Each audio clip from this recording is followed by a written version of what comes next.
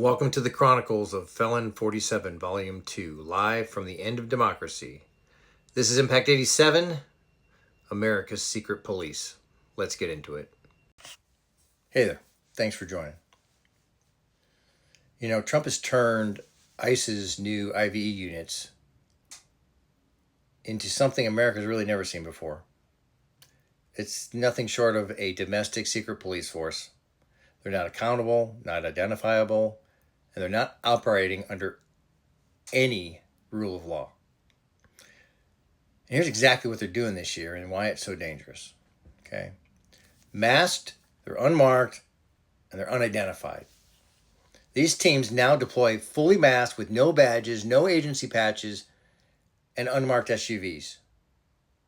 You know, they've got people all over the place grabbing two people outside a clinic with no identification at all in Phoenix. In Detroit, people pulled into unmarked vans during a sweep, mirroring secret police tactics seen in authoritarian states.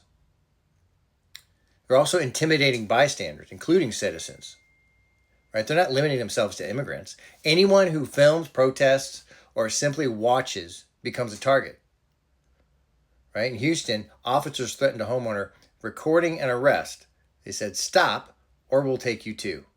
In Orlando in July, they demanded ID from everyone in a church parking lot, including multiple U.S. citizens. This isn't enforcement. It's suppression. It's intimidation. It's 1930s Germany. Ignoring courts and grabbing power without warrants, right? Now, they treat internal ICE forms as if they're real judicial warrants, which they are not.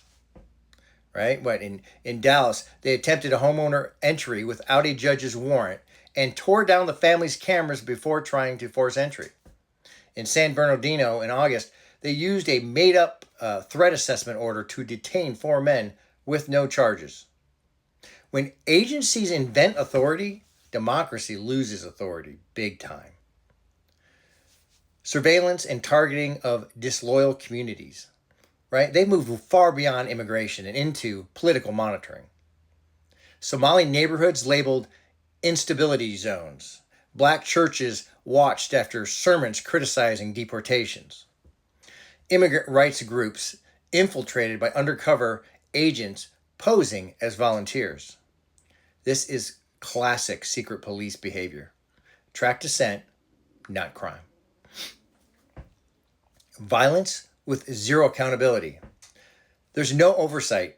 Anything that is completely